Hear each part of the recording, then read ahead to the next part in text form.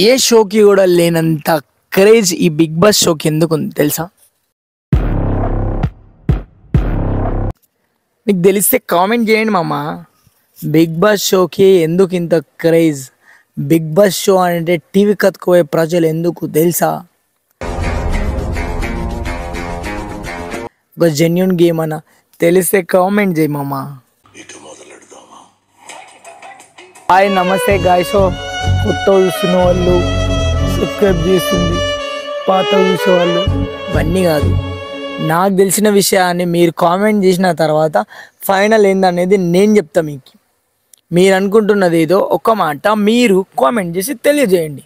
Big boss షోకి ఉన్నటువంటి hype మన టాలీవుడే కాదు, బాలీవుడే కాదు, ఇంకొకటి మన అదేమంటారు అబ్బా, తమిళ్ వాళ్ళ బిగ్ బాస్ కూడా అట్లనే ఉంటుందంట తెలుసా? అసలు ఈ బిగ్ బాస్ షోకి ఎందుకు ఇంత హైప్ ఇచ్చిర్రు? ఈ బిగ్ బాస్ షో అంటేనే ప్రజలు ఎందుకు హత్తుకుపోతున్నారు? ఒక్కసారి తెలిస్తే కామెంట్ చేయండి.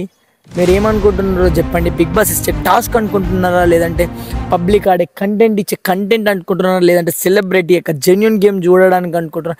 అసలు దేని గురించి బిగ్ బాస్లో ఇంత క్రేజ్ అన్నది కామెంట్ చేసి మామ. నెక్స్ట్ వీడియోలో మళ్ళీ కలుసుకుందాం మామ. ఎందుకంటే ఎక్కువ మాట్లాడితే ల్యాగ్ మాట్లాడితే ఈ పబ్లిక్ చూస్తలేరు మామ.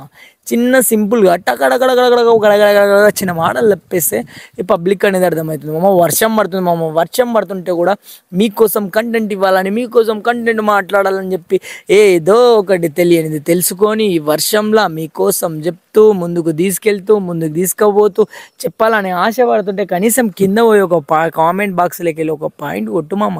నాకు ఒక 900 పాయింట్స్ ఇవి.